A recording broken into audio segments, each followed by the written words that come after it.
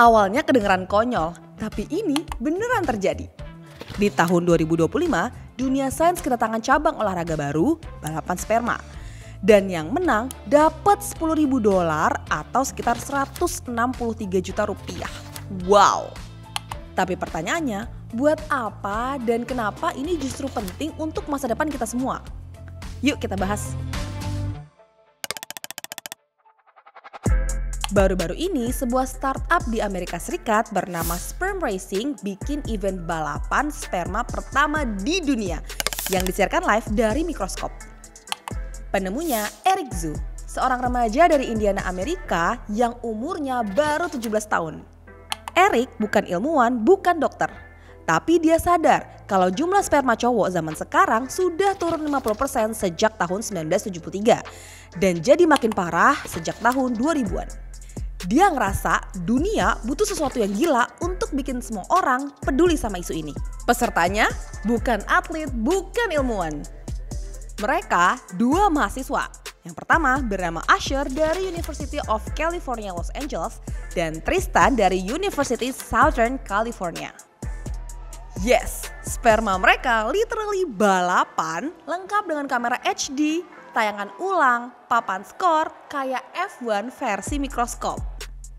Pertanyaannya, ini cuma lomba iseng atau ada manfaatnya secara medis?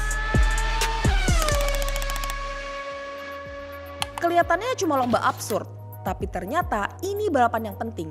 Ada misi serius untuk meningkatkan kesadaran krisis kesuburan pria. WHO bahkan menyebut infertilitas sebagai isu global. Saat ini di negara maju, 1 dari 6 pasangan dinyatakan kesulitan punya anak. Dari artikel The Guardian pada 5 Juni 2025, di Jepang, angka kelahiran cuma 686.000, terendah sejak zaman kakek nenek kita. Belakangan ini, kualitas sperma pria juga menurun karena kombinasi pola hidup yang gak sehat. Makanya, startup ini muncul dengan ide, kalau sperma makin melemah, kenapa nggak cari yang paling kuat lewat balapan? Sebelum ikut lomba, para pesertanya, Wait a minute. Eits, bukan spermanya tapi manusianya disuruh benar-benar jaga pola hidup. Mereka harus penuhi standar kesehatan, usia, dan izin sebelum ikut perlombaan. Mereka wajib makan sehat, olahraga cukup, bahkan konsumsi suplemen khusus. Kenapa? Karena sperma mereka bakal dinilai kayak atlet olimpiade. Penilaiannya, yang pertama, siapa yang paling cepat lari. Yang kedua, siapa yang paling tahan lama hidup di lintasan. Dan yang terakhir, siapa yang bentuknya paling sempurna. Ini bukan cuma soal siapa yang finish duluan, tapi soal sperma siapa yang paling sehat dan pantas dapat predikat juara dunia.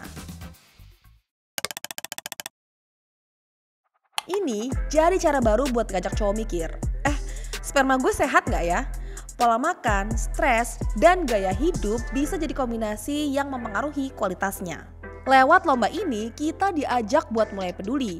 Gak cuma soal menang, tapi soal ngerti. Masa depan manusia bisa dimulai dari mikroskop. Gimana nih opini kamu soal lomba ini? Tulis di kolom komentar ya.